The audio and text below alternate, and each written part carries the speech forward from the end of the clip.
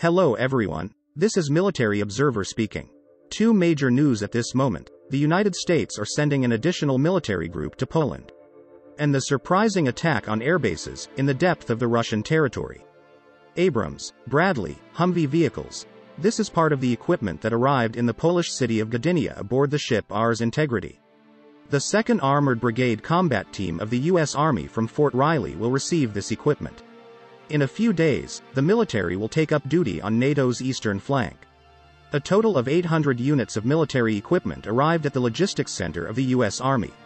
From there it will be transferred to the places of deployment of the American military. In total, 2,400 pieces of equipment will be transported to Europe as part of the Atlantic Resolve mission.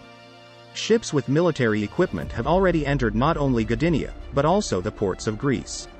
It is emphasized that the Atlantic Resolve operation began in 2014.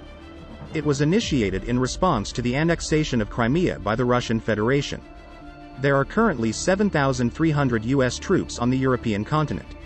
It will be recalled that during the NATO summit in Madrid in the summer of 2022, U.S. President Joe Biden announced that the U.S. will increase its long-term military presence throughout Europe in response to threats from Russia. Then they plan to send U.S. warships to Spain, fighter squadrons to Great Britain, and ground troops to Romania. And they also decided to place air defense units in Germany and Italy. In addition, introduce a wide range of measures to strengthen the security of the Baltic states. Nobody wants the Third World War to begin. But given the fact of Russian aggression in Ukraine, preparations are necessary to ensure security of democratic Europe. Another unexpected news, from Russian-Ukraine war. On the morning of the 5th of December, the Russian military airfield base was attacked by an unknown UAV.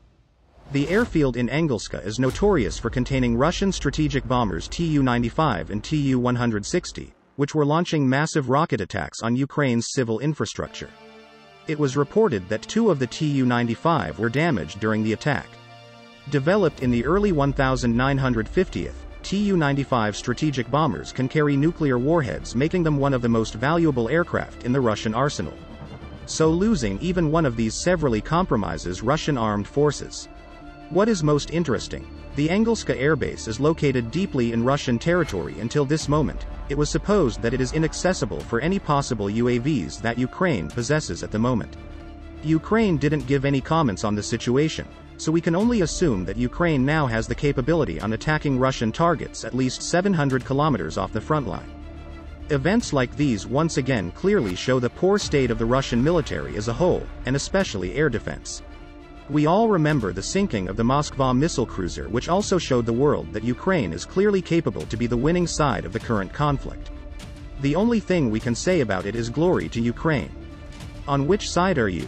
Let us know in the comments.